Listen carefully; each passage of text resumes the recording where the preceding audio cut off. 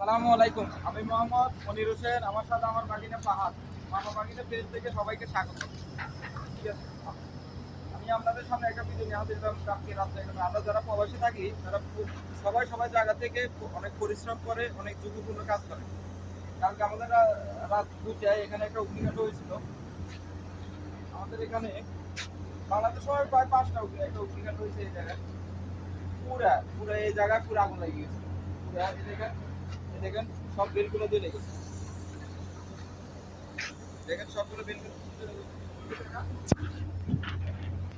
Magnet দেখেন, এটা চুম্বক। বাংলাদেশ চুম্বক বলে, এখানে ম্যাগনেট তোলা হয়। এই দেখেন ওইটা, এই তারগুলো, কারেন্টের তারগুলো সব জ্বলে গেছে। তারগুলো সব জ্বলে গেছে। এখানে একটা বেল ছিল, বেলটা পুরো জ্বলে গেছে। এখানে নিচে লোক কাজ করে, এখানে কাজ করে, ওখানে লোক কাজ করে। ওদের কোনো ক্ষয়ক্ষতি হয় নাই। কোম্পানির একটু উপরে দেখেন, পুরো জ্বলে গেছে। এই অগ্নিকাণ্ডটা হয়েছিল এখান থেকে।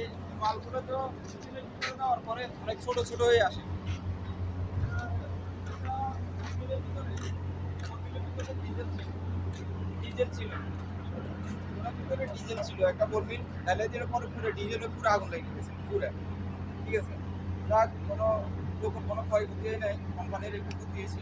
ঠিক আছে, তো আমরা যারা প্রবাসে থাকি তারা অনেক পরিশ্রম করে, অনেক কষ্ট করে, অনেক ঝুঁকিপূর্ণ কাজ করে। সবাই আমাদের জন্য দোয়া করবেন, আল্লাহ যেন আমাদেরকে হেফাজত করে। ঠিক আছে, সকল বিপদ আপদ থেকে আমাদেরকে হেফাজত করে। সবাই আমাদের জন্য দোয়া করবেন।